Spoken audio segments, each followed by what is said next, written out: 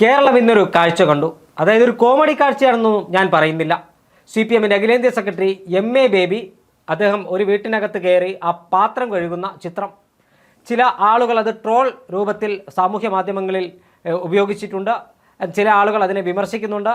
അതിൻ്റെ യാഥാർത്ഥ്യം എന്തെങ്കിലും ആവട്ടെ, CPM-ന്റെ നേതാക്കന്മാർ ഗ്രഹസമ്പർക്കം നടത്തുന്നതിൻ്റെ ഭാഗമായി MA ബേബി ഒരു വീട്ടിലെത്തിയതിൻ്റെ അവിടെ നിന്ന് ഭക്ഷണം കഴിച്ച് ആ പാത്രം കഴുകിയതാണെന്നാണ് ഞാൻ മനസ്സിലാക്കുന്നത്. എന്തായാലും ഇത് രാഷ്ട്രീയ നാടകമാണെന്നാണ് ചില കേന്ദ്രങ്ങളിൽ നിന്ന് സാമൂഹ്യ മാധ്യമങ്ങളിലെ ആളുകൾ വിമർശനം ഉന്നയിക്കുന്നത്. MA ബേബി നടത്തുന്നത് നാണംകെട്ട രാഷ്ട്രീയമാണെന്ന് ചില ആളുകൾ വാദിക്കുന്നു.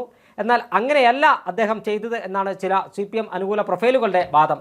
എന്തായാലും MA ബേബിയുടെ ഇത്തരത്തിലുള്ള രാഷ്ട്രീയ ഗിമ്മിക്കാണോ MA ബേബി കാഴ്ചവെച്ചത്, അതോ ഇത് ഇലക്ഷൻ തന്ത്രമാണോ? എന്താണ് MA ബേബി ഈ പാത്രം കഴുകലിലൂടെ ഉദ്ദേശിച്ചതെന്ന് വിശദമായി പരിശോധിക്കാം. സൗബർണികയും കണ്ടിട്ടുണ്ടാവും. ഈ MA ബേബി ഒരു പാത്രം കഴുകുന്ന ഒരു വീഡിയോ സാമൂഹ്യ മാധ്യമങ്ങളിലെല്ലാം വൈറലാണ്. CPM ഹാൻഡിലുകൾ ആ വീഡിയോ പ്രസിദ്ധീകരിക്കുന്നു. ചില മാധ്യമങ്ങൾ, ദൃശ്യമാധ്യമങ്ങളും അവരുടെ പേജിൽ ഈ ദൃശ്യം പ്രസിദ്ധീകരിച്ചിട്ടുണ്ട്. എന്തായാലും MA ബേബി ഒരു വലിയ സന്ദേശമാണ് നൽകുന്നതെന്നാണ് ഒരു കൂട്ടർ പറയുന്നത്. കാരണം അദ്ദേഹം കഴിച്ച പാത്രം അദ്ദേഹം തന്നെ കഴുകി വെക്കുന്നു. മറ്റു ചിലർ പറയുന്നത് തെരഞ്ഞെടുപ്പ് മുന്നിൽ കണ്ടുകൊണ്ടുള്ള ഒരു അന്തർനാടകമാണ്. അതിനവർ പറയുന്നൊരു കാരണം, പണ്ട് MV നികേഷ് കുമാർ അഴീക്കോട് നിയമസഭാ മണ്ഡലത്തിൽ 2016 തെരഞ്ഞെടുപ്പിൽ മത്സരിച്ചപ്പോൾ അദ്ദേഹം കിണറിലിറങ്ങി ഒരു പരിശോധന നടത്തിയിരുന്നു. അതിന് സമാനമായ ഒരു സംഭവമാണ് MA ബേബി നടത്തിയതെന്നാണ് ഒരു വിഭാഗം ആളുകൾ പറയുന്നത്. സൗബർണിയയ്ക്ക് ഇത് കണ്ടിട്ട് എന്താണ് തോന്നിയത്? അല്ല, ആദ്യം തന്നെ ഒരു കാര്യം പറയാം. നികേഷ് കുമാർ കിണറിൽ ഇറങ്ങിയതിനു ശേഷമുണ്ടായ തെരഞ്ഞെടുപ്പിൽ നികേഷ് കുമാർ 8 നിലയിൽ പൊട്ടുന്നതും കേരളം കണ്ടതാണ്. അപ്പോൾ അങ്ങനെ ഒരു ഗിമ്മിക്കാണോ ഇതെന്നുള്ളത് നമുക്കറിയില്ല. ഈ പറയുന്ന പോലെ MA ബേബിയുടെ വീഡിയോ വളരെയധികം വൈറലായിട്ടുണ്ട് ഈ കുറഞ്ഞ സമയത്തിനുള്ളിൽ തന്നെ. പക്ഷേ ഈ പറയുന്ന പോലെ ഇതിൻ്റെ അകത്ത് ഞാൻ 2 വശവും പറയാം. ഒന്നാമത്തെ വശം എന്ന് പറയുന്നത്, ഒരു വീട്ടിൽ പോയി നമ്മൾ ഭക്ഷണം കഴിക്കുമ്പോൾ സ്വാഭാവിക നടപടി എന്ന വണ്ണം ആ വീട്ടിലുള്ളവർ, ഇപ്പോൾ ഞാൻ അല്ലെങ്കിൽ ചേട്ടൻ എൻ്റെ വീട്ടിലേക്ക് വരുമ്പോൾ അവിടെ നിന്ന് ആഹാരം കഴിക്കുമ്പോൾ ചേട്ടൻ എത്ര നിർബന്ധിച്ചാലും ഞാൻ ഒരിക്കലും ആ പാത്രം ചേട്ടനെ കൊണ്ട് കഴിയിക്കില്ല. അത് നമ്മുടെ ഒരു മര്യാദയുടെ ഭാഗം എന്ന് നമ്മൾ വിശ്വസിക്കുന്നതാണ് കേരളത്തെ സംബന്ധിച്ചിടത്തോളം.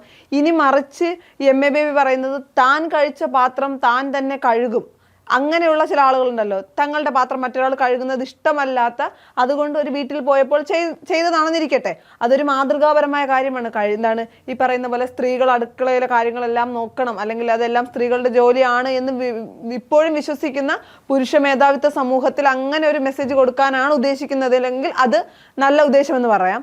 പക്ഷേ അങ്ങനെ ഈ പറയുന്ന പോലെ കഴിച്ച പാത്രം സ്വയമേ കഴുകണമെന്ന തീരുമാനത്തിന്റെ പുറത്താണെങ്കിൽ അതെങ്ങനെ ഈ പറയുന്ന പോലെ ഇടത് സോഷ്യൽ മീഡിയ ഹാൻഡിലുകളിൽ എത്തിയെന്നൊരു ചോദ്യമുണ്ടല്ലോ. അപ്പൊ PR-ന് വേണ്ടി അല്ലെങ്കിൽ PR വർക്കിന് വേണ്ടി എടുത്ത വീഡിയോ ആണെന്ന് പറയേണ്ടിയിരിക്കുന്നു. ഈ പറയുന്ന പോലെ നമുക്കറിയാം, CPM-ന്റെ ഗൃഹസന്ദർശന പരിപാടിയുമായി വീട്ടിൽ പോവുകയും അവിടെ നിന്ന് ഭക്ഷണം കഴിക്കുകയും ചെയ്യുന്നു. അതിൻ്റെ അടിസ്ഥാനത്തിൽ അവിടെ നിന്ന് പാത്രം കഴുകുകയാണെങ്കിൽ അതിൻ്റെ വീഡിയോ എടുത്ത് CPM ഹാൻഡിലുകൾ പ്രചരിപ്പിക്കേണ്ട ആവശ്യമില്ല. അപ്പം മറ്റൊരു വശം എന്ന് പറയുന്നത് വലിയ ട്രോളായിട്ടുണ്ട്. എന്താണ് ഈ പറയുന്ന പോലെ പാത്രം കഴുകിയൊക്കെ വോട്ട് പിടിക്കേണ്ട ആ ഒരു തലത്തിലേക്ക് CPM അധപ്പതിച്ചു എന്ന് പറയേണ്ടി വരും. ഈ പറയുന്ന പോലെ എന്താണ് 2 വശമുണ്ട് ഈ കാര്യത്തിന്. MA ബേബി കൊടുക്കാൻ ഉദ്ദേശിച്ച ഒരു നല്ല സന്ദേശമാണെങ്കിൽ അത് ഇത്തരത്തിലായിരുന്നില്ല, അല്ലെങ്കിൽ CPM-ന്റെ സൈബർ ഹാൻഡിലുകളിലായിരുന്നില്ല ഇത് പങ്കുവയ്ക്കേണ്ടിയിരുന്നത്. ഈ പറയുന്ന പോലെ വോട്ടിന് വേണ്ടി ഒരു സൈഡിൽ വർഗീയത പറയുക, മറ്റു സൈഡിൽ വീടുകളിൽ കയറി പാത്രം കഴുകി കൊടുക്കേണ്ട ഒരു ഗതികേടിലേക്ക് CPM മാറിയോ എന്നുള്ളൊരു ചോദ്യം ബാക്കിയാണ്. തീർച്ചയായും കേരളത്തിലെ ജനങ്ങൾ ഇത് കൗതുകത്തോടു കൂടി ചില ആളുകൾ ഈ ദൃശ്യം നോക്കിക്കാണുന്നത്. കാരണം അദ്ദേഹം പാർട്ടിയുടെ അഖിലേന്ത്യാ സെക്രട്ടറിയാണ്. MA ബേബി എന്ന് പറയുന്ന വ്യക്തി. അദ്ദേഹം കേരളത്തിലെ മന്ത്രിയായിരുന്ന ആളാണ്, പരിണിതപ്രജ്ഞനായ രാഷ്ട്രീയ നേതാവാണ് എന്ന കാര്യത്തിലൊന്നും ഒരു തർക്കവുമില്ല. പക്ഷേ MA ബേബി അദ്ദേഹം നമുക്ക് മനസ്സിലാക്കാൻ കഴിയുന്നത് അദ്ദേഹം അറിയാതെ ആരോ പകർത്തിയ ദൃശ്യങ്ങളാണ് പങ്കുവച്ചതെന്നൊക്കെ CPM ഹാൻഡിലുകൾ പറയുന്നത്. ഇതൊരു PR-ന്റെ ഭാഗമായിട്ട് തന്നെയാണ് എന്ന കാര്യത്തിലും തർക്കമില്ല. എന്തായാലും ഇത്തരം ദൃശ്യങ്ങൾ പകർത്തിയത് കൊണ്ടോ അല്ലെങ്കിൽ ഇത്തരം ദൃശ്യങ്ങൾ പ്രസിദ്ധീകരിച്ചത് കൊണ്ടൊന്നും ഭരണവിരുദ്ധ വികാരത്തെ മറികടക്കാൻ കഴിയില്ല എന്ന് തന്നെയാണ് മനസ്സിലാക്കാൻ കഴിയുന്നത്. മന്ത്രി മുഹമ്മദ് റിയാസ് അടക്കമുള്ള ആളുകൾ ഗൃഹസന്ദർശനം നടത്തുന്നതിൻ്റെ ദൃശ്യങ്ങളൊക്കെ കഴിഞ്ഞ ദിവസം പുറത്തു വന്നിരുന്നു. ഇത് മന്ത്രി മുഹമ്മദ് റിയാസ് അദ്ദേഹം ഗൃഹസന്ദർശനം നടത്തിയത് കൊയിലാണ്ടിയിലാണ്. ഞാനൊക്കെ കണ്ടൊരു കമൻറ്റ്, അതായത് കൊയിലാണ്ടിയിൽ അദ്ദേഹം ഗൃഹസന്ദർശനം നടത്തി. ആ ഗൃഹസന്ദർശനം നടത്തിയത് ഞാൻ തള്ളിക്കളയുന്നില്ല, അല്ലെങ്കിൽ അതിനെ ചെറുതായി കാണുന്നില്ല. കാരണം രാഷ്ട്രീയ പാർട്ടിയുടെ മുഹമ്മദ് റിയാസ് രാഷ്ട്രീയ പാർട്ടിയുടെ നേതാവാണ്. അദ്ദേഹം DYFIയിലൂടെയും SFIയിലൂടെയൊക്കെ കടന്നു വന്ന വ്യക്തിത്വമാണ്. അതിൽ തന്നെ അദ്ദേഹത്തെ മരുമോൻ മന്ത്രി എന്ന് വിളിക്കുന്നത് ഞാൻ വ്യക്തിപരമായി ഒരിക്കലും അതിനോട് യോജിക്കില്ല. കാരണം മുഹമ്മദ് റിയാസ് സമര പോരാട്ടങ്ങളിലൂടെ വളർന്നു വന്ന നേതാവാണെന്ന കാര്യത്തിൽ നിന്നും എനിക്കൊരു തർക്കമില്ല. കാരണം ഞാൻ കോഴിക്കോട് ജില്ലയിൽ സംഘടനാ പ്രവർത്തനം നടത്തി വന്ന ഒരാളാണ്. എനിക്ക് അദ്ദേഹത്തിൻ്റെ രാഷ്ട്രീയം വളരെ കൃത്യമായിട്ട് പറയാം. അതുകൊണ്ട് തന്നെ മുഹമ്മദ് റിയാസ് കൊയിലാണ്ടിയിലെ ഒരു പാർട്ടി നേതാക്കന്മാർ എം മെഹബൂബ്, പാർട്ടിയുടെ ജില്ലാ സെക്രട്ടറി എം മെഹബൂബിനെ എല്ലാം കൂടെ സന്ദർശനം നടത്തി. അതിനടിയിൽ വന്ന ഒരു രസകരമായ ഒരു കമൻറ്റ് ഒരു സാമൂഹ്യ മാധ്യമത്തിൽ ഒരു പേജിൽ, അതായത് CPM അനുകൂല പേജൊന്നല്ല, ഒരു പൊതു പേജിൽ ഇട്ട ഒരു ചിത്രത്തിൻ്റെ അടിയിൽ വന്നൊരു കമൻറ്റ്. അതായത് നിങ്ങൾ ഗൃഹസന്ദർശനം നടത്തുന്നതൊക്കെ നല്ലതാണ്, പക്ഷേ നിങ്ങൾ പ്രമുഖരുടെ വീടുകളിൽ മാത്രമാണ് സന്ദർശിക്കുന്നത്, അതുകൊണ്ട് താഴത്തെ ജനങ്ങളുടെ പൾസ് അറിയുമോ എന്നൊരു ചോദ്യം അതിൽ കണ്ടു. തീർച്ചയായും അതിൽ ഈ MA ബേബി ആയാലും ശരി, മുഹമ്മദ് റിയാസ് ആയാലും മന്ത്രിമാർ ഇത്തരത്തിൽ പ്രമുഖരുടെ വീടുകളിലേക്കല്ല പോകേണ്ടത്. സാധാരണക്കാരായ ആളുകൾ തിങ്ങിപ്പാർക്കുന്ന, ആദിവാസികൾ തിങ്ങിപ്പാർക്കുന്ന മേഖലകൾ, ലക്ഷം വീട് കോളനികൾ, അതോടൊപ്പം തന്നെ പുറമ്പോക്ക് ഭൂമിയിൽ താമസിക്കുന്ന ആളുകൾ ഇന്നും ഈ നമ്പർ 1 എന്ന് അവകാശപ്പെടുന്ന കേരളത്തിൽ ഉണ്ട്. അത്തരം ആളുകൾക്കിടയിലേക്ക് ഇറങ്ങിച്ചെന്ന് അവരുടെ പ്രയാസങ്ങൾ കേൾക്കാൻ, അവരുടെ പ്രശ്നങ്ങൾ പരിഹരിക്കാൻ, അവരുടെ പ്രശ്നങ്ങൾ പഠിക്കാൻ ഈ മന്ത്രിമാർ പോയിരുന്നെങ്കിൽ അത് ഒരു ഇലക്ഷൻ ഗിമ്മിക്കായിട്ടല്ല, അവരുടെ പ്രയാസങ്ങളും പ്രശ്നങ്ങളും പഠിക്കാനും ഒരു പരിധിവരെയെങ്കിലും അതിന് പരിഹാരമുണ്ടാക്കാനും കഴിയുമായിരുന്നു. അത് 100% പരിഹാരമുണ്ടാക്കാൻ കഴിയില്ല എന്ന കാര്യത്തിലൊന്നും ഒരു തർക്കവുമില്ല, പക്ഷേ ഒരു പരിധിവരെ പരിഹാരമുണ്ടാക്കാൻ കഴിയുമായിരുന്നു. അത്തരത്തിലായിരുന്നു ഇവരുടെ ഗൃഹസന്ദർശനം നടത്തേണ്ടത്. അല്ലാതെ ഇതിൽ ഭക്ഷണം കഴിച്ച പാത്രം കഴുകി വെച്ചിട്ട് PR വർക്ക് നടത്തിയിട്ടോ ഏതെങ്കിലും ചില വലിയ തറവാടുകളിൽ പോയി അവിടെയുള്ള ആളുകളെല്ലാം കൂട്ടിച്ചേർത്ത് അവർ പൂച്ചെണ്ട് നൽകുന്ന അവരോടൊപ്പം ഇരുന്ന് ഭക്ഷണം കഴിക്കേണ്ട ദൃശ്യങ്ങൾ സാമൂഹ്യ മാധ്യമങ്ങളിൽ പങ്കുവെക്കുകയോ അല്ല വേണ്ടത് എന്ന കാര്യത്തിൽ ഒരു തർക്കവുമില്ല. അതിൽ അനുകരണീയമായൊരു മാതൃകയുണ്ട്. രമേശ് ചെന്നിത്തല അദ്ദേഹത്തിൻ്റെ എല്ലാ പുതുവത്സരം അല്ലെങ്കിൽ വിശേഷ ദിവസങ്ങൾ അദ്ദേഹം ആഘോഷിക്കുന്നത് ആദിവാസി ഊരുകളിലാണ്. അതായത് ആദിവാസി ഊരുകളിൽ അവർക്ക് വേണ്ട വസ്ത്രങ്ങളും അവർക്ക് വേണ്ട ഭക്ഷണ കിറ്റുകളും എല്ലാം എത്തിച്ച് അദ്ദേഹം നടത്തുന്ന ഗാന്ധി ഗ്രാമം എന്ന് പറയുന്ന ഒരു പദ്ധതിയുണ്ട്.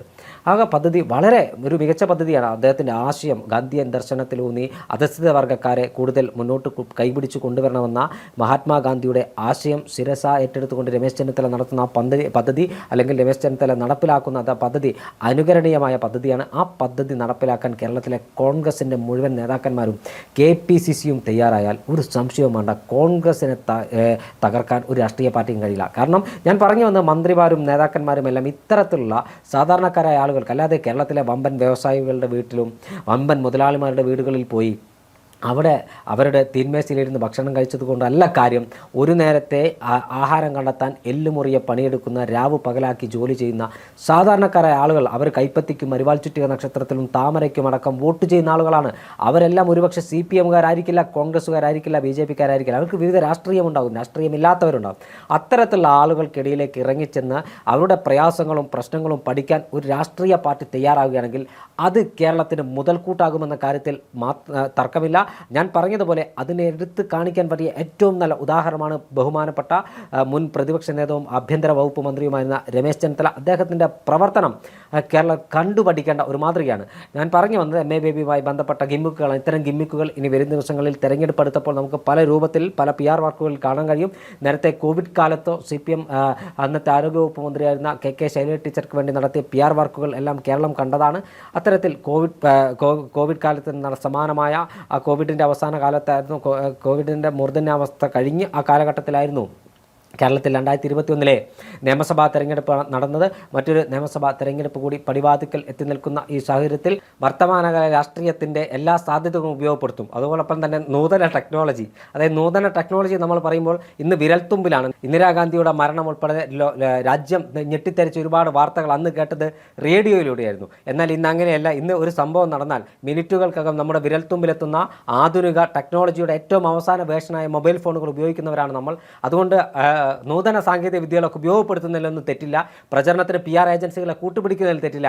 പക്ഷേ ഇത്തരം ഗിമ്മിക്കുകൾ നാടകം കേരളീയ സമൂഹം തിരിച്ചറിയുമെന്ന കാര്യത്തിൽ തർക്കമില്ല. അതുകൊണ്ട് ദയവ് ചെയ്ത് അത് ഏത് രാഷ്ട്രീയ പാർട്ടിയുടെ നേതാവായാലും ശരി, ആധുനിക സാങ്കേതിക വിദ്യ വടവൃക്ഷം പോലെ പടർന്നു പന്തലിച്ച ഈ നൂറ്റാണ്ടിൽ, ഈ യുഗത്തിൽ ഇത്തരത്തിൽ തരം താണ ഒരു PR വർക്കിലേക്ക് ആരും പോകരുത്. അതിലേത് രാഷ്ട്രീയ പാർട്ടി നേതാവായാലും ശരി, കേരളീയ സമൂഹം അത് തിരിച്ചറിയും. അതുകൊണ്ട് PR വർക്ക് നിങ്ങൾ ചെയ്തോ, എല്ലാവരും ചെയ്യുന്നതാണ്. പക്ഷേ അതിൽ ലേശം അന്തസ്സും അഭിമാനവും വേണമെന്ന് മാത്രമാണ് പറയാനുള്ളത്.